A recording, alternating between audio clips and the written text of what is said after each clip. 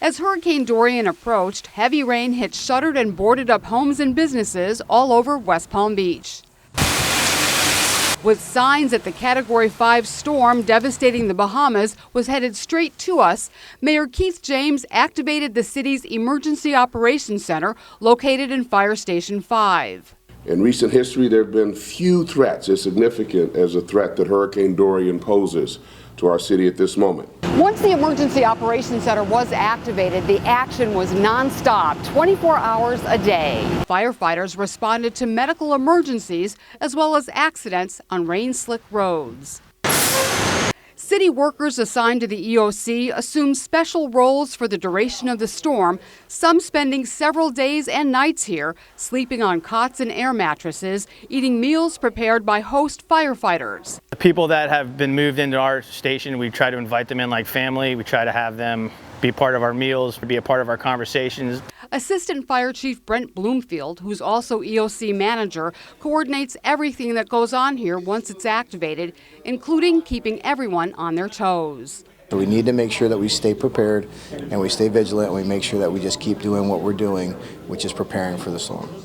An extra contingent of police officers was based in the EOC temporarily as part of beefed-up patrols to try to prevent crimes of opportunity. We're going to have a robust number of officers out in the field, not only answering emergency service calls, but also looking for anyone that may think that this is an opportunity to commit crimes. In this room, workers who normally perform very different duties fielded calls to the mayor's hotline from worried residents. Good afternoon, City of West Palm Beach. You've been here 4 days? 4 days here, yeah. And you slept here? Yes, we slept here. So how was that? It's been an experience. It's the first time that I rode out a storm here, and everyone was very great, and they fed us, and they took care of us really good. City Budget Manager Linda McDermott was one of two finance chiefs serving rotating shifts for the duration of the storm. And then everybody drops the figures in. The two section chiefs kept an eye on costs and made sure forms required by FEMA were filled out properly so the city could be reimbursed for some storm-related expenses. All the finance ability to make procurement and get our money back from FEMA. And when it finally became clear that Hurricane Dorian would remain offshore as it headed north, sparing our city, the focus shifted to helping our neighbors in the islands with this police-led drive to gather and deliver supplies to the hurricane-ravaged Bahamas. Sergeant Matthias and I are going to be taking our private vessels over this weekend and bring some of these supplies over as much as possible. This is Sheryl Kahn reporting for WPB TV. It's been 20 years since we've seen spring training in West Palm Beach, and now with the opening of the newest Major League Baseball facility in the country, it's finally back. The ballpark of the Palm Beaches, with the price tag of about $150 million, is hosting two teams, the Washington Nationals and Houston Astros. On the Astros' first full squad workout day, there was high praise for the ballpark. It's a gorgeous facility. It's certainly the best that I've ever trained in. The park is attracting not only locals but also snowbirds and tourists who made the trip to see spring training up close. Some say they don't even care who's playing because just being out here is pure joy. How's it going? Good, good. But others do have favorite players, like 12-year-old Joe Estevez, who lives nearby. Joe came here with his dad and sister on a mission to get an autograph from Jose Altuve because he's a good inspiration to me because he's one of the shortest guys in baseball. But it doesn't matter how tall he is or how strong he is, he plays really good and he plays with all his heart. Joe wasn't the only one seeking out the popular player. Give him a ring. But he was not easily discouraged. One! Just one, please! And finally, Joe got what he came for. Jose Altuve, I finally got him. What did he say? Was he nice? Yeah, well, he was kind of walking and he did it really quick. And while fans like Joe are enjoying the thrill of meeting Major League Baseball players and catching foul balls they get to keep. You caught those yourself? For some local residents, the return of spring training means new jobs, at least for a couple of months. Just ask nice and be easy and they'll take care of you. Many of the ballpark's ushers are retired, but they're more than happy to go back to work when the office looks like this. So here you are. At the stadium, why not? Why not, indeed. This is Sheryl Kahn reporting for WPB TV. 63-year-old Kevin and his 62-year-old friend George are just settling into their new home. It's on the same side as St. Anne's, yeah. There's still work to be done on their apartment, but the two men are delighted and relieved to be here because up until recently, this is what they called home, a bench outside West Palm Beach City Hall. Why did you choose to hang out at City Hall? It's safer. You got cameras, you got security, and you got people walking back and forth all day long. So that's where Kevin, George, and many others spent most of their days and nights reading books taken out of the library next door, smoking cigarettes, and sleeping with one eye open. You learn to be a light sleeper out here. You gotta be. It's a matter of survival. The two friends wound up homeless after health issues and layoffs led to a downward spiral in their lives. I used to work for AT&T, and I retired from there, and then I worked as an electrician. And then what happened? I had a heart attack. Couldn't go near the electric anymore. They put a pacemaker in me. I worked downtown Chicago for years. Remodeling homes? Yeah. So how did this happen? Stupidity. What does that mean? A friend of mine told me I had a job down here, and he was living on the streets. While hanging out here, Kevin, the more outgoing of the two, would talk to passers-by, from residents coming to City Hall to pay their bills, to city workers, and even the mayor and police chief. Are you ready? And that's how Kevin got to know Armando Fana, director of the Department of Housing and Community Development. Fana made it his mission to get Kevin, George, and some of their friends off the streets.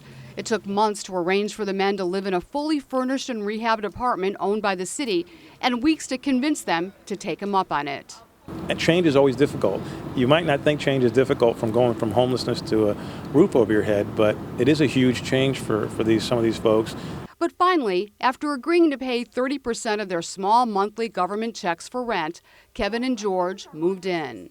You feel like this is going to be good? Oh yeah, now I can take a shower in the morning and I can go out and look for work. What do you think is going to be the best part about having your own place? It's going to be getting back into society, getting back to, not being on the streets, interacting with the neighbors, just normal everyday things. That we take for granted. Exactly. This is Sheryl Kahn reporting for WPB TV. These new recruits, most of them hired with the help of a $160,000 grant from the Federal Emergency Management Agency, are taking part in West Palm Beach Fire and Rescue's Fire Ground Survival Program. I lost the hose line. It's designed to get them out of tight spots they may find themselves in while fighting fires when there's no one else around to help. Go ahead with your mayday. Crawling under tangled wires, chopping holes in the walls of smoke-filled burning buildings, squeezing through tight spots impeded by heavy, bulky equipment. It's frustrating and frightening, but it could save their lives. We have drop ceilings in commercial buildings. We have electrical wiring in our homes. We have furnishings.